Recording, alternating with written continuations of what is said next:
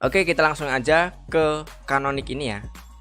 Nah, si canonic ini dia memiliki dua tipe, yaitu yang pertama itu SOP dan kedua adalah POS. Nah, SOP itu adalah sum of product, sedangkan POS itu adalah product of sum. Jadi kira-kira contohnya seperti inilah.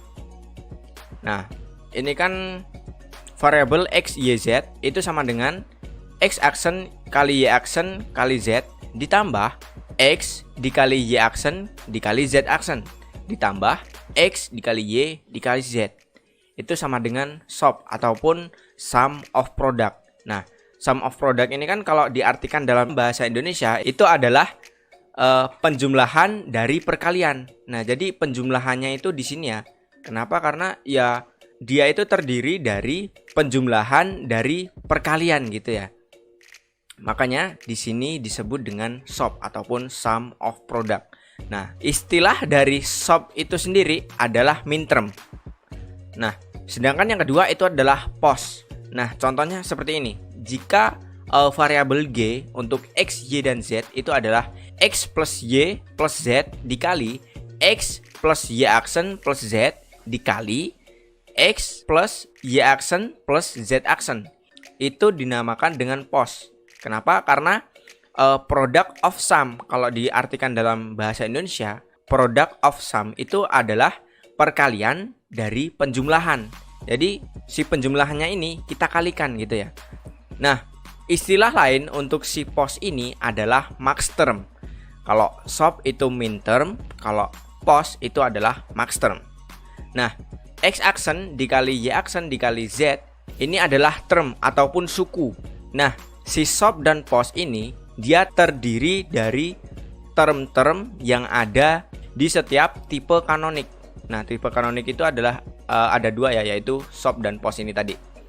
Nah, si term-term ini nantinya kita akan mengartikannya X aksen Y aksen Z ini term keberapa ataupun min term keberapa, dan X plus Y plus Z itu max term keberapa. Nah, oleh karena itu mari kita bahas bareng-bareng aja. Nah, di kanonik ini memiliki istilah-istilah tersendiri ya. Itu kira-kira gambarannya seperti ini. Kita memiliki dua variabel, yaitu variabel X dan Y. Nah, di variabel X dan Y untuk si min term, itu termnya untuk X aksen Y aksen itu adalah M0. Ataupun dalam SOP, min term itu kan SOP ya. Dalam SOP itu jika X aksen dikali Y aksen itu simbolnya M0. Nah, di sini kenapa X aksen dikali Y aksen? Nah, karena di sini X-nya 0 dan Y-nya 0. Maka di sini X aksen dikali Y aksen untuk SOP itu ya. Nah, sedangkan pada max term ataupun POS itu X plus Y. X biasa tanpa ada aksennya, X plus Y itu dinamakan max term untuk 0 ataupun M besar 0. M0 lah istilahnya. M0 untuk max term gitu ya. Nah, kenapa di sini berbeda? Kenapa di sini X aksen dikali Y aksen sedangkan di sini X plus Y? Nah, di sini di min term ini kan SOP ya. Jadi kalau SOP itu kan sum of product. Nah, di sini adalah produknya. Ini adalah termnya. Ini di perkaliannya itu di sini gitu ya. Jadi di setiap term-term ini dia memiliki istilah sendiri. Kalau X aksen Y aksen itu M0, kalau X aksen Y itu M1, X Y aksen itu M2, X Y itu M3 dan seterusnya gitu ya. Nah, gimana sih caranya biar kita itu paham? Kita perhatikan di sini. Kalau min term ataupun SOP itu lebih ke satu ya, lebih ke satu. Jadi dia yang tidak ada aksennya ataupun negasinya ataupun unernya, tanda di sini ya, itu adalah yang ada satunya di sini. Untuk Y ini kan satu, maka di sini Y-nya tidak menggunakan aksen ataupun uner. Nah, sedangkan X-nya di sini kan 0. Karena 0, maka kita menggunakan aksen di sini. Nah, begitu pula yang ada di bawahnya untuk M2. Yang X-nya itu kan 1, maka di sini tidak menggunakan aksen. Yang 0 itu menggunakan aksen. Itu untuk si min term ataupun POS. Nah, sedangkan untuk si max term itu adalah POS ya. Kalau POS itu kan product of sum. Jadi dia adalah perkalian dari penjumlahan. Termnya ini adalah penjumlahannya. Kalau si SOP tadi kan perkalian. Nah, sedangkan di POS itu adalah penjumlahan. Nah, kalau si POS ataupun max term ini dia lebih condong ke nolnya. Jadi setiap ada tanda nolnya itu dia tidak ada aksennya. Lebih enaknya ngomong gini sih, positif negatif lah istilahnya ya. Kalau di sini kan dia positifnya lebih ke 0 kalau di max term ataupun POS ya. Nah, sedangkan di min term itu lebih positifnya itu lebih ke 1, angka 1 gini ya. Makanya dia positifnya di 1, sedangkan negasinya ataupun unernya itu lebih ke 0. Sedangkan untuk si max term ataupun POS itu negatifnya itu lebih ke 0. Jadi kalau teman-teman pengen nyatat ya, itu bikin aja catatan untuk SOP itu positifnya ke angka 1, dan sedangkan POS itu positifnya lebih ke angka 0. Seperti itu ya, kalau teman-teman pengen membuat catatan. Nah, sekarang yang jadi permasalahan adalah bagaimana kita membaca M0, M1, M2, M3 di sini, ataupun yang di sini ya, yang min term ataupun yang max term. Ini kan sama-sama nih. Kalau 00 itu sama dengan M0, di sini juga M0, 01 juga M1, di sini juga M1. Nah, gimana sih supaya kita lebih enak membacanya? Nah, untuk teman-teman lebih gampang dalam memahaminya, itu yang pertama itu teman-teman harus menghafal biner ataupun bagaimana cara membaca bilangan biner. Nah, sedangkan saya pribadi itu memiliki sebuah cara yang terbaik tanpa harus menghafalkan biner-biner tersebut. Nah, caranya adalah, kalau menurut saya ini cara terbaik saya untuk bisa membaca biner tanpa harus menghafalnya, itu kita lihat di sini. Yang berada di paling sebelah kanan itu nilainya adalah 1, sebelahnya itu adalah 2, dan jika ada sebelahnya lagi itu adalah 4, dan sebelahnya lagi adalah 8. Jadi kelipatannya ya. Jadi itu dimulai dari angka 1, terus 2, 4, 8, 16, 32, dan seterusnya gitu ya. Nah, makanya di sini yang bernilai 1 maka itu adalah benar ya, ataupun true. Karena di sini 00 ini nggak ada yang benar, maka nilainya adalah 0. Nah, sedangkan di sini yang benar itu adalah yang barisan 1 di sini ya. Makanya dia bernilai angka 1. Lalu yang seterusnya, karena yang benar di sini adalah yang dia angka 2, maka di sini adalah 2 ataupun M2. Yang selanjutnya itu di sini yang bernilai true itu adalah angka 1 dan angka 2. 1 ditambah 2 itu hasilnya adalah 3. Maka di sini tulisnya M3. Maupun min term ataupun max term sama aja ya. Cuman bedanya kalau min term itu M kecil dan max term itu adalah M besar. Min max gitu ya. Oke, yang selanjutnya kita akan bahas untuk di 3 variabel supaya teman-teman lebih paham ya. Nah, caranya hampir sama sih cara membacanya seperti tadi yang sudah saya jelaskan ya. Kalau barisan yang paling kanan itu adalah 1, di sebelah kirinya itu 2 kalinya ataupun 1 ditambah 1 itu hasilnya adalah 2, lalu di sebelah kirinya lagi itu bernilai 4 ataupun 2 kalinya di sebelah kanannya gitu ya. Jadi kira-kira bacanya gini lah. Kayak yang tadi sama persis. Kalau di sini yang ada tanda satunya maka itu yang kita hitung gitu ya. Jadi di sini kan nggak ada nih yang bernilai true, maka M0. Di sini yang bernilai true hanya ada di paling sebelah kanan ataupun angka 1, barisan angka 1, maka di sini bernilai 1. Lalu yang selanjutnya itu yang bernilai true itu adalah barisan angka 2, maka nilainya adalah 2, sama ya. Lalu yang selanjutnya yang bernilai true itu adalah barisan di angka 1 dan 2, makanya 1 ditambah 2 itu sama dengan M3. Begitupun seterusnya sampai angka 7. Di sini kan yang bernilai true itu adalah yang barisan angka 1, angka 2, dan angka 4 di sini. Nah, oleh karena itu untuk menentukan nilainya itu kita jumlahkan 4 ditambah 2 ditambah 1, maka hasilnya adalah 7. Maka dari itu kita ketemu di sini M7 itu ya. Oke, supaya teman-teman lebih paham, mari kita langsung aja ke contoh soal ya. Oke, kita langsung ke contoh aja ya. Jadi contohnya gini. Nyatakan tabel kebenaran di bawah ini dalam bentuk kanonik, SOP, dan POS. Oke, yang pertama kita ke SOP-nya dulu ya. Kita bahas yang SOP. Di sini kan tabel yang tadi ya, sama persis. Kombinasi nilai penuh yang menghasilkan nilai fungsi sama dengan 1 itu adalah SOP. Kayak yang udah saya jelaskan di awal tadi ya. Kalau SOP itu lebih ke 1 dan sedangkan POS itu lebih ke 0.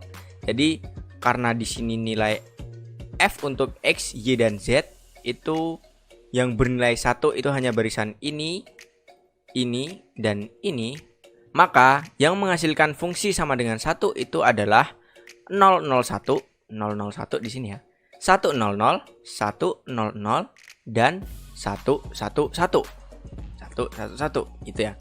Nah, maka fungsi booleannya dalam bentuk kanonik SOP ataupun sum of product adalah F untuk X, Y, dan Z sama dengan X aksen dikali Y aksen dikali Z ditambah X dikali Y aksen dikali Z aksen ditambah X dikali Y dikali Z. Nah, seperti yang sudah saya jelaskan tadi ya, untuk si SOP ini dia lebih ke 1 ya, ataupun positifnya itu lebih ke 1. Oleh karena itu, jika 001 maka yang tidak ada aksennya itu hanya Z untuk di sini ya. Lalu yang selanjutnya adalah 100. Yang tidak ada aksennya itu adalah X-nya di sini. X-nya. Oke. Lalu untuk 111 itu tidak ada aksennya semua karena yang bernilai 1 itu ketiga-tiganya, yaitu X, Y, dan Z. Seperti itu ya. Nah, ini adalah hasil akhir dari menentukan SOP. Nah, kita juga bisa lebih menyederhanakannya lagi ya, dengan cara kita bisa tulis dengan menggunakan minterm. Kalau kita menggunakan minterm kan di sini nilainya M1 ditambah M4 ditambah M7. Nah, kenapa di sini ditambah? Karena sum of product, penjumlahan dari perkalian. Karena di sini dijumlah, maka di mintermnya juga dijumlah seperti ini. Nah, ini dapatnya M1, M4, dan M7. Cara bacanya sama persis seperti tadi ya. Seperti yang sudah saya jelaskan. Jika di sini kan barisan 1, barisan 2, dan barisan 4. 1 ditambah 0 tambah 0 itu nilainya adalah 1. Maka di sini M1. Yang selanjutnya yang bernilai true itu adalah yang barisan keempat. Maka di sini nilainya adalah M4. Nah, sedangkan yang terakhir itu adalah 111 karena di sini yang bernilai true adalah barisan 1, barisan 2, dan barisan 4, maka 4 ditambah 2 ditambah 1 itu hasilnya adalah 7. Maka di sini M7. Nah, ini bisa kita singkat lagi nih dengan menggunakan tanda seperti ini. Tanda seperti angka 3 ya. Mohon maaf, saya lupa untuk tanda seperti ini ya. Ini namanya tanda apa? Saya lupa, mohon maaf.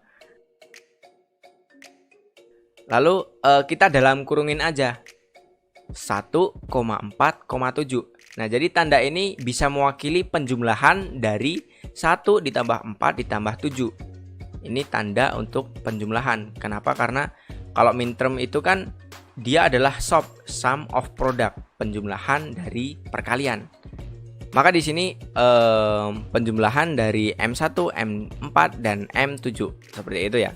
Oke, yang selanjutnya kita akan membahas untuk si POS-nya.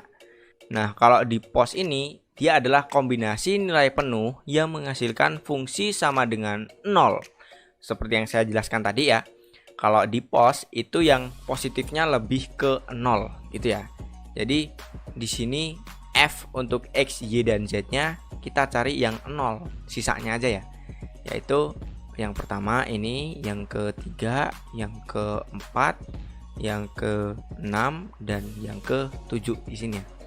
Maka nilai penuh yang menghasilkan nilai fungsi sama dengan 0 itu adalah 000, 010, 011, 101, dan 110. Maka fungsi booleannya dalam bentuk canonic POS adalah f untuk x, y, dan z itu adalah x ditambah y ditambah z dikali x ditambah y aksen ditambah z dikali x ditambah y aksen ditambah z dikali x aksen ditambah y ditambah z aksen dikali x aksen ditambah y aksen ditambah z.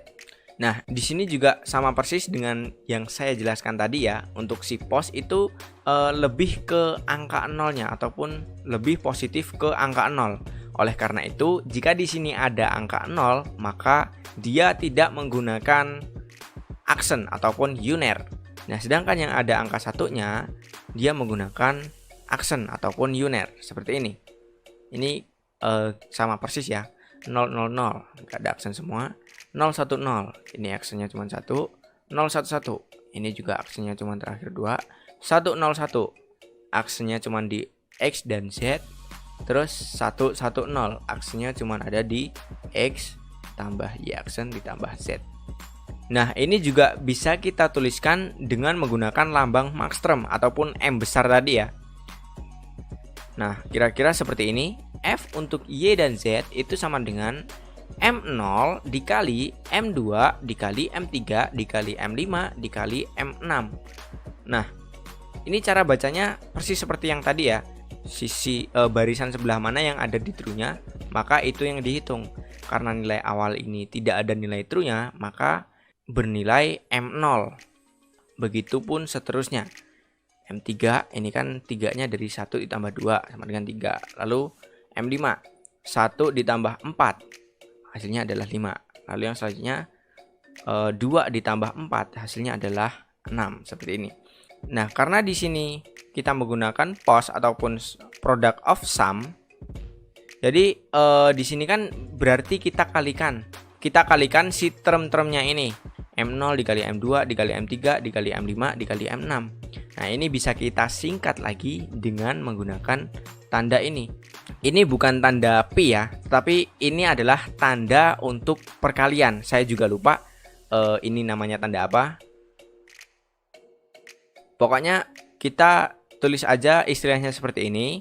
Lalu kita kasih dalam kurung 0,2,3,5,6. Ini menandakan bahwa 0 dikali 2 dikali 3 dikali 5 dikali 6 seperti ini ya. Oke, ini adalah contoh soal untuk soal yang pertama. Dan kita sekarang akan membahas soal yang kedua, yang tentunya satu level lebih sulit lagi. Jadi contohnya seperti ini. Nyatakan fungsi boolean untuk f pada x, y, dan z itu sama dengan x ditambah y aksen dikali z dalam bentuk canonic, SOP, dan POS. Nah, yang pertama seperti biasa kita membahas yang SOP dulu ya. Jadi soalnya adalah ini sebenarnya ya. Cuman f untuk x, y, dan z itu sama dengan x dikali y aksen dikali z. Nah, karena SOP di sini kan sum of product ataupun penjumlahan dari perkalian. Di sini kan sudah benar, sudah SOP lah ya.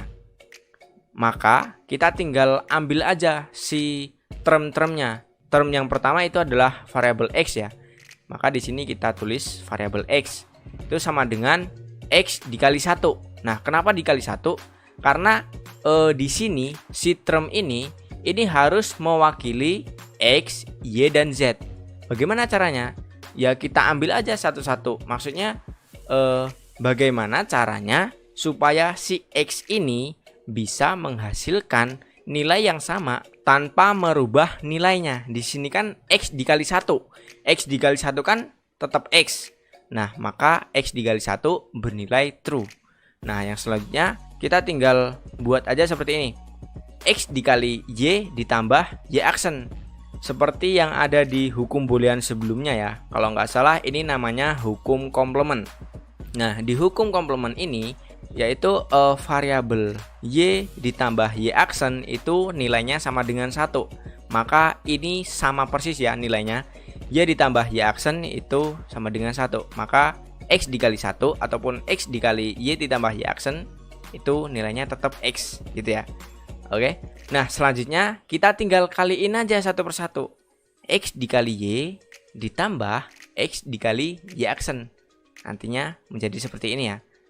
Ini kalau nggak salah menggunakan hukum absorb law. Jadi X dikali dalam kurung Y ditambah Y aksen, maka hasilnya menjadi X dikali Y, di sini X dikali Y, ditambah, di sini juga ditambah X dikali Y aksen.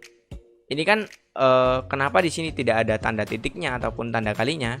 Jadi kalau seperti ini itu sudah menggambarkan bahwa ini menggunakan perkalian seperti itu.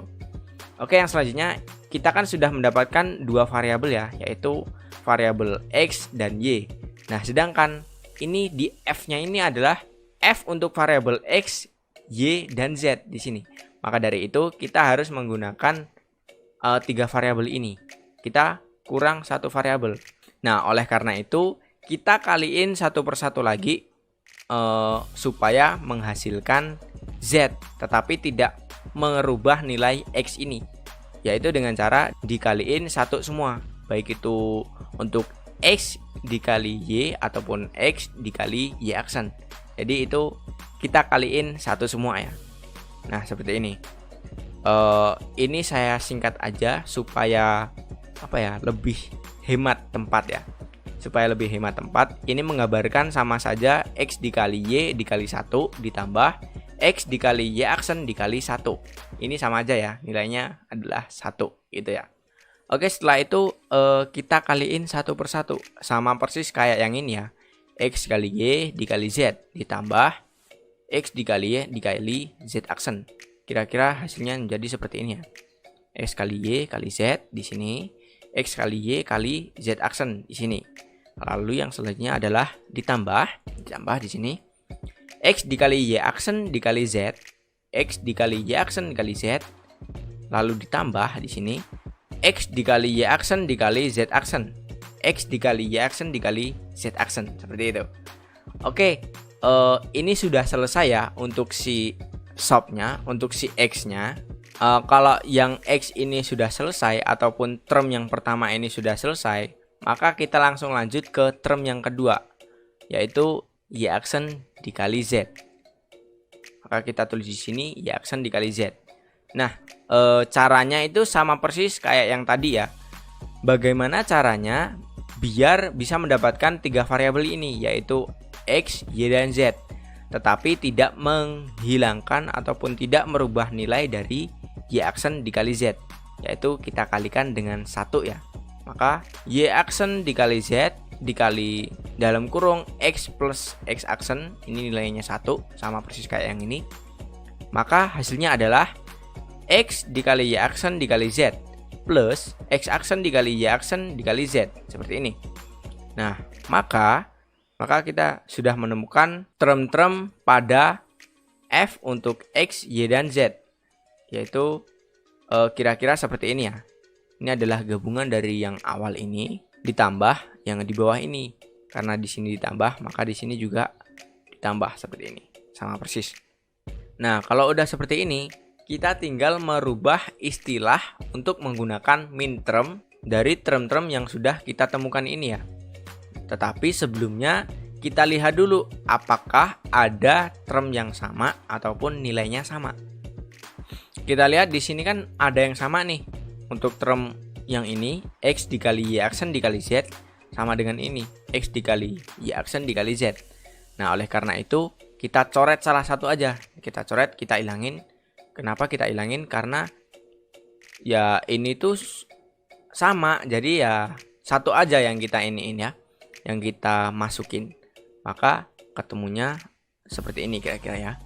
Nah, teman-teman jangan bingung kenapa di sini berbeda dengan yang di atas. Saya cuman mengurutkan saja urutan yang baik supaya kita bisa lebih mudah untuk menggunakan istilah minterm.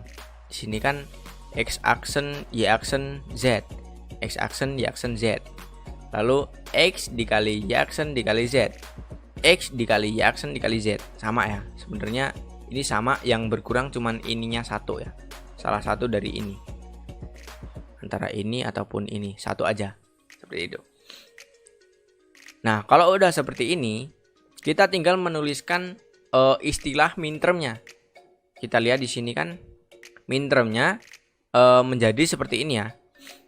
F untuk X, Y, dan Z itu adalah M1 ditambah M4 ditambah M5 ditambah M6 ditambah M7.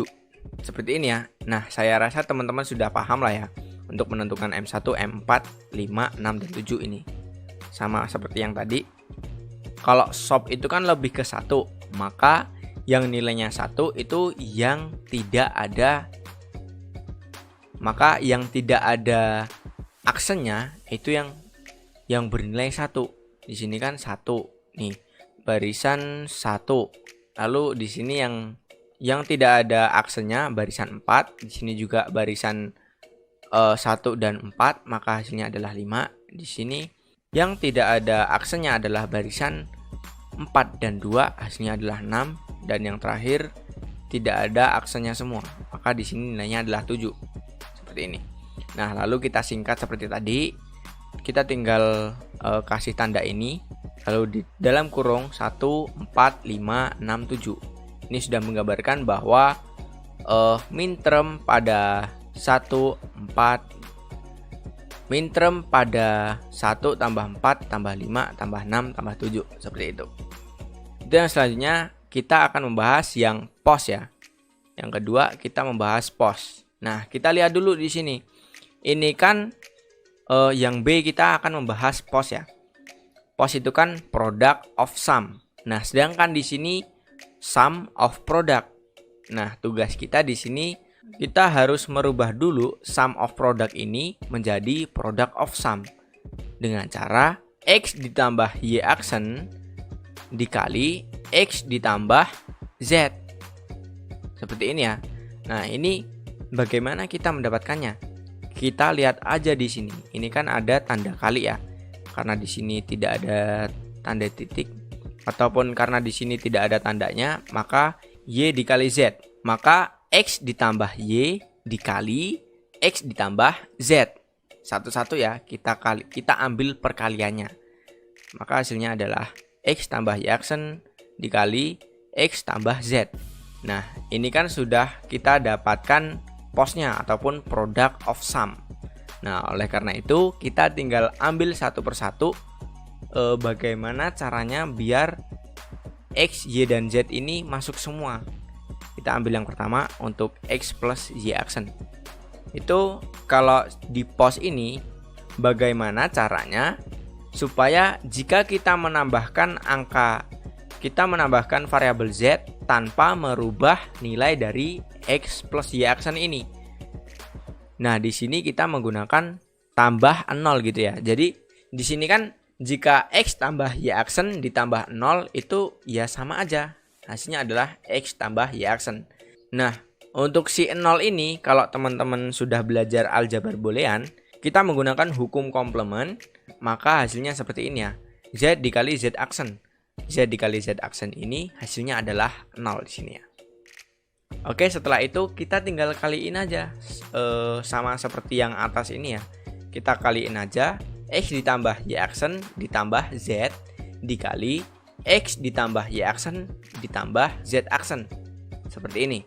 Nah, ini sudah ketemu ya. Untuk term yang pertama ketemunya adalah X ditambah Y aksen tambah Z. Yang kedua adalah X tambah Y aksen tambah Z aksen. Lalu setelah itu kita tentuin term yang kedua, X ditambah Z. X ditambah Z ini kan kita kurang Y yang belum ada.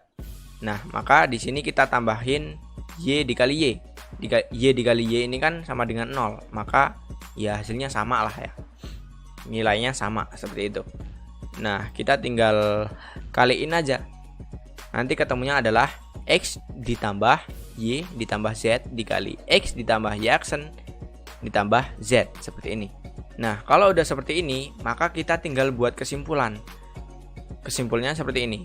Nah, maka F untuk X, Y, dan Z pada pos itu kesimpulannya adalah seperti ini. X tambah Y aksen tambah Z dikali X ditambah Y aksen tambah Z aksen dikali X ditambah Y ditambah Z dikali X ditambah Y aksen ditambah Z.